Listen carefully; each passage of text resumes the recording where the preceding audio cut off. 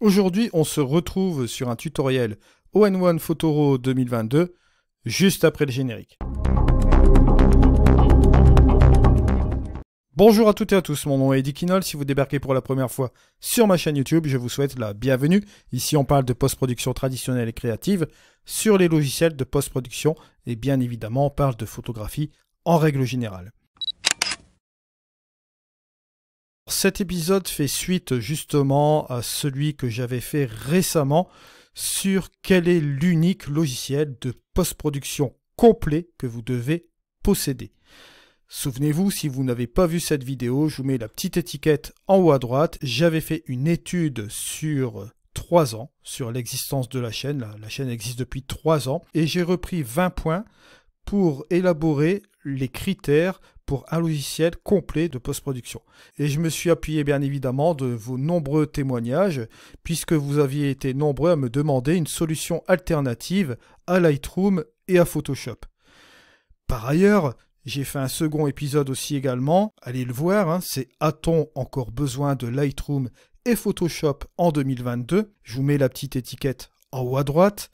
Là, il s'agissait de faire une mise au point justement sur ces deux logiciels-là. Et bien évidemment, ce qui me conduit aussi à vous reparler de la première vidéo de cette série, c'était « Quel logiciel de post-production choisir en 2022 ?» où je vous avais émis plusieurs solutions, bien évidemment, et vous deviez choisir la solution qui convenait à vos besoins, bien sûr. Alors ici, on va tout simplement s'attaquer à All-in-One Photoro 2022, car j'ai eu de très bons retours positifs sur quel logiciel unique vous devez posséder. Alors, on va revoir un petit peu l'interface ici d'intégration des photos dans All-in-One Photoro 2022. Je vous rappelle que j'ai une playlist complète en français qui est disponible sur ma chaîne YouTube, qui comprend des tutoriels à partir de la version All-in-One Photoro 2020, qui comprend la version 2021, et bien évidemment, vous allez retrouver des tutoriels sur la version 2022.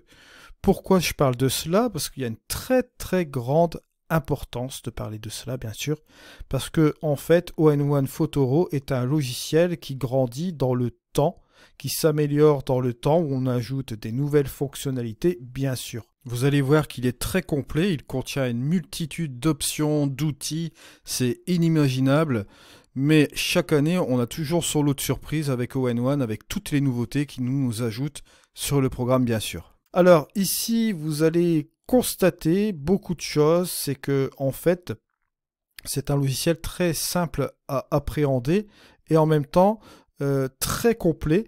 Donc ça peut un peu paraître une usine à gaz au départ quand vous voyez ce logiciel, mais vous allez voir que c'est très simple. Le truc, c'est que vous avez ici le petit plus qui est là. Ça va vous donner une première vue d'ensemble où vous avez 3 choix possibles, où on vous propose 3 choix.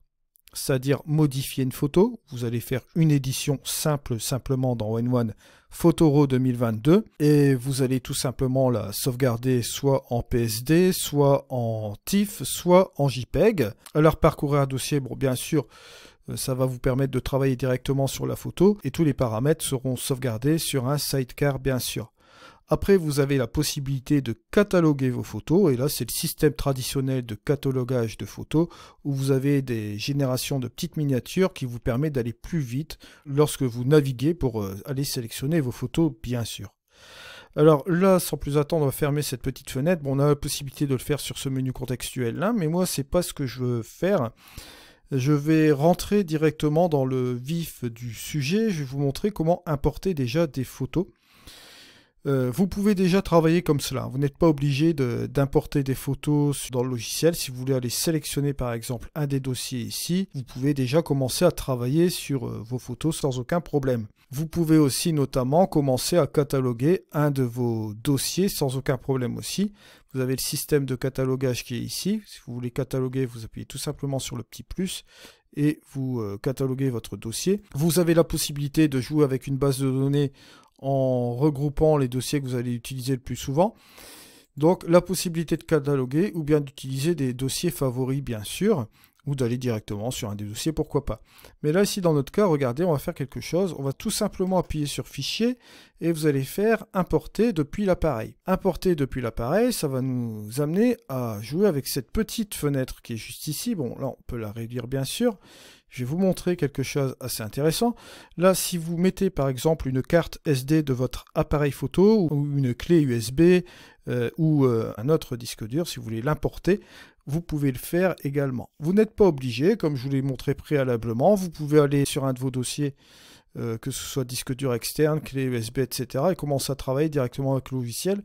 Il n'y a aucun souci là-dessus. Mais si vous voulez importer vos photos dans un endroit particulier, vous pouvez le faire aussi également. Alors vous sélectionnez la source. Si vous avez votre carte SD de votre appareil photo, il apparaîtra directement. D'accord? Mais nous, en l'occurrence, ici, on n'a pas cette carte-là. Donc on va aller sélectionner une source.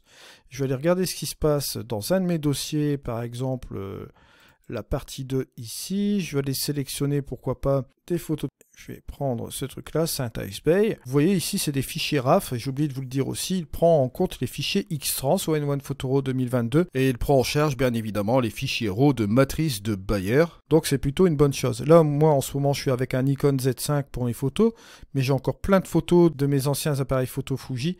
Donc j'ai encore toutes ces photos aussi que je peux traiter. Bon, là, vous voyez tout simplement ici toutes les photos que vous pouvez voir dans ce dossier, bien sûr. Si vous avez des photos qui sont dans un sous-dossier d'un dossier, vous pouvez directement l'inclure ici avec le bouton là, inclure les sous-dossiers. Ne pas importer les doublons que vous retrouviez avec des doublons, là, il ne les importe pas automatiquement. Alors, vous avez ici deux cases ici, c'est cocher aucun et vérifier tout. Là, la traduction n'est pas parfaite, bien sûr. Vous vous doutez bien qu'ici, c'est décocher et là, ce sera cocher tout. D'accord? Soit décocher, soit cocher tout. Alors nous, on va tout simplement décocher tout. Vous avez la possibilité ici d'agrandir les vignettes, comme vous le voyez là. Vous pouvez bien sûr agrandir ici si vous le souhaitez. Hop, le petit truc qui va là. Bon, là, on va le remettre ici, juste comme ceci. Et on a la possibilité de choisir, comme vous voyez là, nos petites images ici. On va aller tout simplement prendre, pourquoi pas, celle-ci. On va prendre celle-ci. Celle-là. Allez, je vais en prendre 3-4 au maxi pour aller vite aujourd'hui. Voilà, juste comme ceci. Une fois qu'on a sélectionné les photos, bon, vous voyez, j'en ai pris 4. Je vais peut-être en prendre une 5e. Allez, pourquoi pas. Je vais prendre celle-ci. Ouais, boum. Alors, une fois qu'on a pris nos 5 photos, là, on a la possibilité de les mettre dans un dossier. Voilà, juste comme ceci. Soit on les laisse dans l'emplacement de navigation actuel, au même endroit du disque dur, ou soit on les change bien évidemment d'emplacement. Voilà, vous pouvez faire choisir tout simplement. Là, ici, j'ai déjà un répertoire qui est déjà fait. On va le laisser dans celui-ci et je vais le laisser dans le test photo edit. Et je vais faire tout simplement select folder là. Si vous voulez rajouter un deuxième dossier secondaire, vous pouvez le faire aussi également, c'est-à-dire remettre ces mêmes photos-là dans un autre emplacement pour faire une copie de sauvegarde, bien sûr. Vous pouvez le copier à 2 endroits différents, mais là, ici, dans mon cas, je ne vais pas le faire, bien sûr. Ici, vous avez la possibilité de renommer les photos en importation. Je vais remettre ça à 0 et par exemple, on va tout simplement utiliser un autre pré-réglage. Ça, c'est un pré-réglage que j'avais mis la dernière fois. On peut utiliser un custom name, donc un nom, voilà, juste comme ceci. Je vais mettre Synthesize Bay.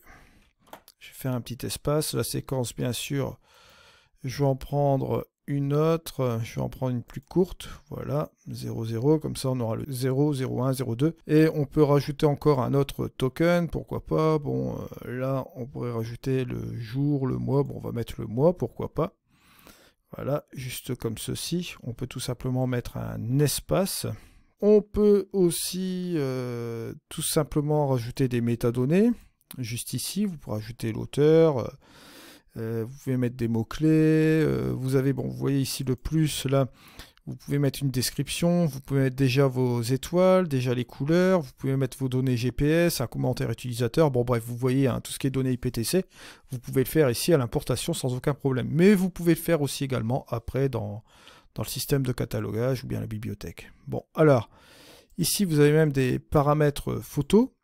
Paramètres photo, c'est quoi? Ben, vous avez la possibilité d'ajouter un preset directement sur votre photo à l'importation. C'est-à-dire qu'il va vous importer vos photos avec le preset déjà mis dessus, d'accord?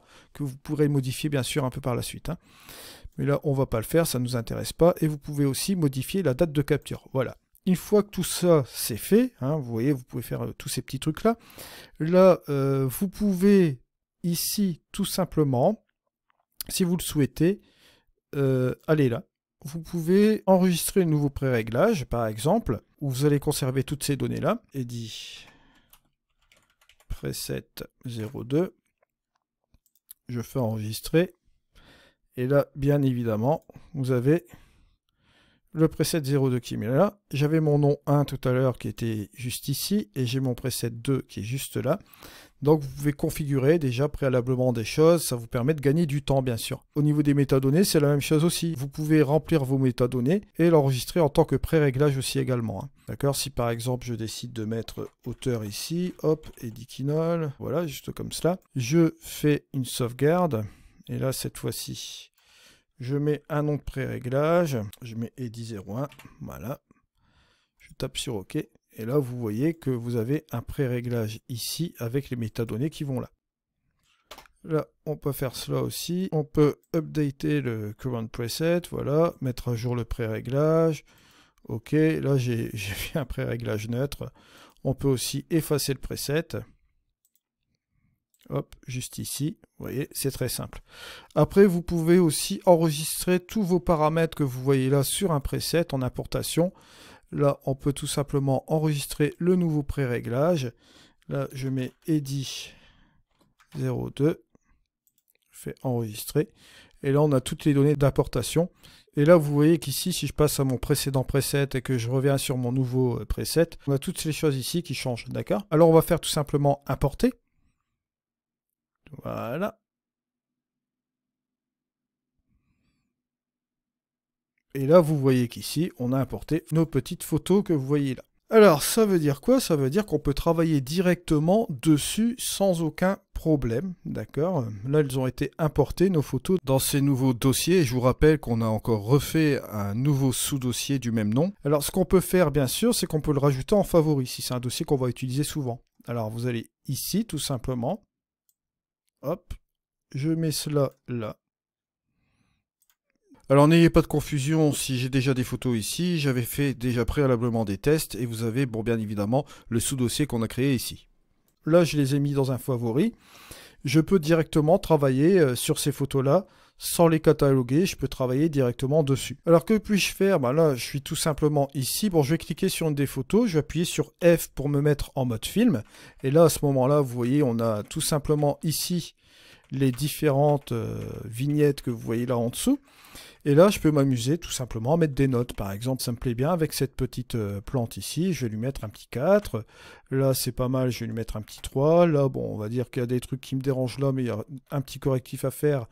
Je vais lui mettre un petit 4 aussi. Cette version-là, donc, je vais tout simplement lui mettre un 2. Et là, ici, ben, c'est pas trop mal. J'aime bien la couleur là. Je vais dire que je vais lui mettre un petit 5. Elle me plaît bien, cette photo-là. On peut rajouter même des couleurs. Vous voyez, là, ici, par exemple, si je veux rajouter des couleurs, je peux le faire ici. Par exemple, je peux mettre du jaune là. Là, si je souhaite mettre du bleu, je peux le faire aussi. Bon, vous voyez un petit peu le principe, bien sûr. Si vous voulez revenir en mode gris, vous appuyez sur G. Si vous voulez voir la photo en plein écran ici, celle qui est sélectionnée là, vous appuyez tout simplement sur E. Vous avez tout simplement tous les raccourcis qui sont là. La grille, image unique, film, comme vous voyez là, d'accord? Après, ça revient ici, bien sûr. Et vous avez aussi un mode comparaison qui est relativement intéressant. Vous pouvez sélectionner en appuyant sur CTRL et en sélectionnant une autre photo, boum, et vous avez les deux photos qui sont là. Si vous voulez en prendre une troisième, vous pouvez le prendre aussi ici. Une quatrième, vous pouvez la prendre aussi là, d'accord? Et si vous voulez aussi, vous avez verrouillé pan et zoom. Vous le décochez, bon, si vous faites un zoom sur une photo, vous allez zoomer sur une photo, mais si vous mettez ce petit truc-là que vous verrouillez, que se passe-t-il? Si vous faites un zoom ici, vous allez faire un zoom sur les autres photos aussi également. Ce qui fait que c'est intéressant, parce que si vous le souhaitez, bon, on peut faire tout simplement ici, bon, ces trucs-là comme cela, bien sûr. Et là, si vous faites un zoom ici, vous pouvez regarder un peu ce qui se passe sur votre photo, bien sûr, hein, sur les deux photos, faire une comparaison. Prendre deux photos que vous hésitez et regarder un peu ce que vous voulez faire au niveau du triage, bien sûr. Évidemment, je vais mettre aussi en gris ici. À partir de cela, hein, à partir de votre dossier favori, vous pouvez créer des albums. Alors là, comme je l'ai dit tout à l'heure, celle-ci me plaisait bien. J'aime bien aussi celle-là. Bon, ces petites fleurs-là, ces couleurs-là, ça apporte quelque chose de pas mal. J'aime bien. Et je vais garder ces deux photos-là, je vais en faire un album. Je vais cliquer là-dessus, je vais créer un album. Et je vais mettre par exemple fleurs sur la mer. Voilà. Je vais cliquer sur OK. Et si je me mets là, bon forcément elles ne sont pas dedans. Alors que dois-je faire? Je vais ici, bien sûr, je reprends mes deux petites photos et je les fais tout simplement glisser sur fleurs sur la mer. Et là, bien sûr, si on clique dessus, on retombe sur nos deux photos qui sont là. Et puis on peut repartir encore en film strip, d'accord? Regarder en plein écran, toujours sur cette partie-là. Appuyer sur gris, mettre ça en plein écran, bien sûr, vous voyez, on peut s'amuser, quoi. Mais si on revient ici dans les favoris, si vous souhaitez néanmoins faire un catalogue avec ces photos-là, vous pouvez le faire aussi également. Vous faites tout simplement un clic droit ici et vous faites créer un dossier catalogué. Alors là, que va-t-il se passer? On vous propose une petite invite, là, ici, avec une petite explication sur le catalogage d'un dossier. Alors, il vous explique que cela permet d'effectuer une recherche, de visualiser du contenu des sous-dossiers et de suivre automatiquement les modifications apportées au dossier. Il mettra également en cache les aperçus pour visualiser les photos instantanément. C'est pour ça que vous gagnez du temps. Cela peut prendre du temps, mais cela se fait en arrière-plan. Ce qui veut dire que pendant que lui fait ça en arrière-plan, vous pouvez faire un autre travail, bien sûr. Vous avez la taille des aperçus, qu'on se comprenne bien, si vous avez une machine récente, vous le laissez en taille standard. Par contre, si vous avez une machine relativement ancienne, vous avez la possibilité de générer des aperçus en moyenne qualité ou en qualité minimale. Mais si vous avez un ordinateur récent, le taille standard s'applique bien sûr. Et là, vous appuyez tout simplement sur OK. Et là, vous allez voir que là, il travaille en arrière-plan. Bien sûr, là, vous voyez que c'est 100% fait, d'accord? Vous avez la possibilité aussi également de faire un dossier catalogué en appuyant sur le petit plus. Là, vous allez chercher un répertoire et là, vous allez le cataloguer automatiquement. Alors, bien sûr, vous avez la possibilité de rajouter aussi des métadonnées au niveau des mots-clés, etc. Vous pouvez toujours le faire aussi là après. Vous avez des listes de mots-clés que vous pouvez faire ici. Vous pouvez ajouter par exemple un mot-clé dans cette liste-là.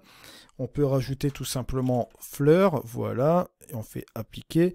Vous avez un mot-clé qui s'applique ici. Bon, là, il s'est appliqué automatiquement ici. Je vais le décocher. Si je veux mettre ici fleurs, mer, et je veux mettre Cornouailles, Cornwall en anglais. Je vais mettre aussi l'appellation en anglais, si, pour la mer. Ben, je vais le faire comme cela. Si je veux le faire, vous voyez que là, ici, on a les mots-clés qui se sont ajoutés. Si je veux le faire aussi également là, ben, regardez, je peux le faire, il n'y a pas de problème. Boum, boum, boum, tac et tac. Voilà, sans aucun problème. Et si je vais tout simplement là, la recherche avancée, c'est vraiment une usine à gaz, ce truc-là. Mais là, par exemple, si vous décidez d'ajouter un champ, par exemple, pour tout contenir, bon, par exemple, le mot fleur, hop, vous le mettez ici. Voilà, et vous allez tomber, vous voyez, sur les deux photos dont on avait mis le mot-clé fleur. Bien sûr, il y a plein d'autres choses qu'on peut faire aussi avec cette recherche avancée, mais vous voyez ce qu'on peut faire aussi également. On avait la recherche normale qui était ici. Maintenant, on a cette recherche avancée qui permet de faire encore d'autres choses. Et vous avez bien sûr la possibilité de créer des albums intelligents, mais ça, on en viendra vraiment beaucoup plus tard. Vous pouvez aussi regarder dans les pré-réglages, pourquoi pas, essayer d'attribuer un pré-réglage. Allez, on peut appuyer sur le film strip pour aller directement sur la photo là. Et on pourrait très bien s'amuser un peu à regarder dans le Vivid Landscape, pourquoi pas. Non, on va regarder ce qu'on peut faire, pourquoi pas. Donc on a cette possibilité là. Ou vous avez la possibilité aussi, c'est de regarder tous les pré-réglages en vous mettant sur cette vue là.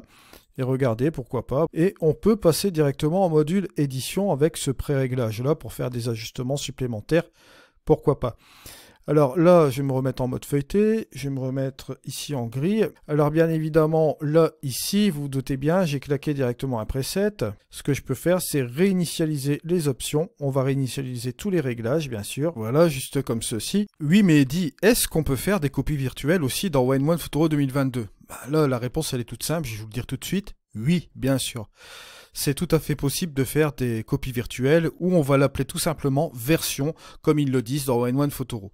Alors comment faire? Bien sûr, vous avez tout simplement la possibilité soit de cliquer ici en mode grille, de faire un clic droit, et vous avez ici créer une version. Vous faites tout simplement créer une version, et là que va-t-il se passer? Vous avez une autre version ici, V1. Autre possibilité pour plus de lisibilité aussi, si vous voulez tout simplement appuyer sur le F pour avoir le film strip, vous pouvez tout simplement cliquer sur votre photo et vous pouvez créer aussi également une version. Vous voyez que là on peut faire tout simplement des copies virtuelles et on peut bien évidemment faire plusieurs éditions sur ces copies virtuelles bien sûr. Une dernière chose que je tenais à vous dire, et ça je trouve ça vraiment bien foutu, c'est que là vous avez dans Fichier, vous pouvez sauvegarder vos données. Alors sauvegarder vos données, vous avez une petite fenêtre qui s'ouvre ici, vous avez une petite remarque qui indique « Cela sauvegarde vos modifications, métadonnées, albums, pré-réglages et extra ». Mais attention, et ça c'est bien la chose qu'il faut vraiment prendre en considération et bien avoir à l'esprit, il n'inclut pas les photos.